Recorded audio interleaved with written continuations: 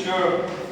If you read Bible, please stand with me, and I would like to call all of you to read with me. It's from Matthew chapter 5, verse 42.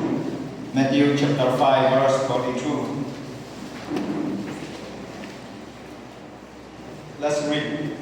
Give to the one who asks you, and do not turn away from the one who wants to borrow from you. Amen. As we read the scripture, may the Lord let you give the good things to others and let you be for a blessed person for others.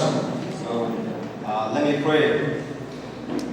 Lord, thank you for giving us this opportunity to praise you, and as you brought us here, may the Lord goodness with us be always, and we give thanks everything, Lord, and we ask your presence more and more and now.